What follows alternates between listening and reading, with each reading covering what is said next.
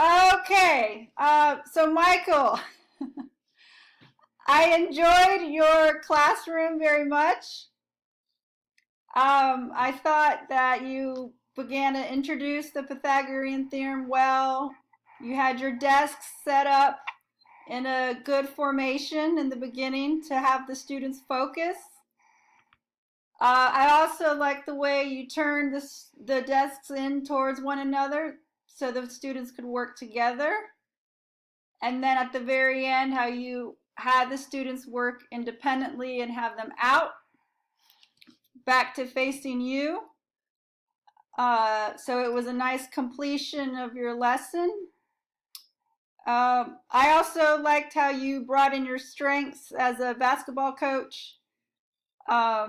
You kind of encouraging the students, giving them high fives, keeping them on tasks. I thought you did a good job also with your formative assessments, kind of asking the direct questions, making sure the students understood how to solve the equation.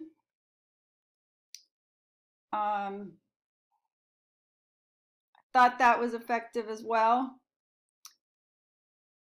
Any thoughts on that so far? No, I thought the students picked up on it pretty good. I was impressed with the age range, because I had my mom in there, she's 70, Yeah. and then I had my son in there, and he was 11.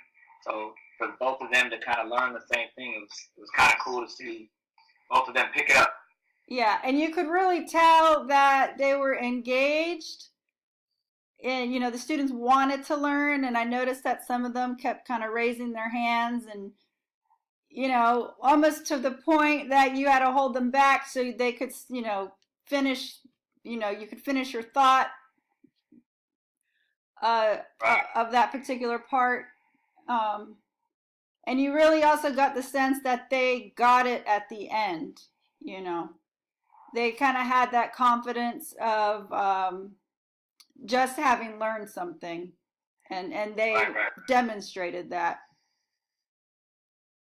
Yeah, that feeling of achievement was kind of cool, and then to be able to tell my son, I think I told him something like, "Doesn't it feel good like when you score a touchdown or make a basket or something?" I can't remember exactly what I said, but I tried to run the parallel between achieving math success and figuring it out. Saying it's like when you make a basket in basketball or score a touchdown in football.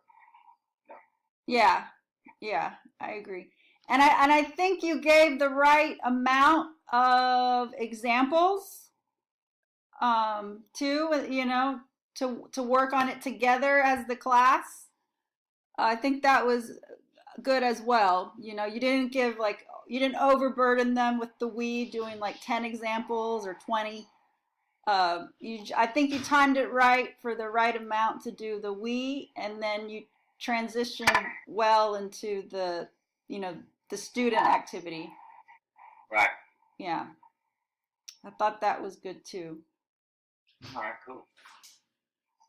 Um, is there something that you would maybe change or do in the future if you had to redo it? Um, I don't know. I think I could do things with more manipulatives. Sort of like what you did with the cards. Just different things to try to keep the interaction high.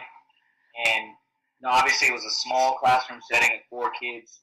So like now in my classrooms, when I got 30 kids, a lot of kids are reluctant to raise their hand, to say they don't understand. Um, so it's oftentimes difficult to gauge where every single student is, and to offer the cards as a way where they don't have to say, "Hey, I don't understand." They can just kind of show their card. Yeah. I think that hey, coach, could you slow down a little bit?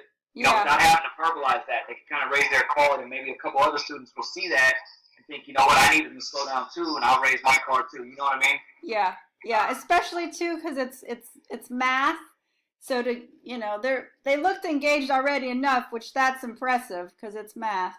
And Right, they can right. sometimes uh so yeah, like upping that kind of kinetic kind of way, and that comes naturally to you too, like you said, because you're a coach. So Right. I think the The students pick up on that.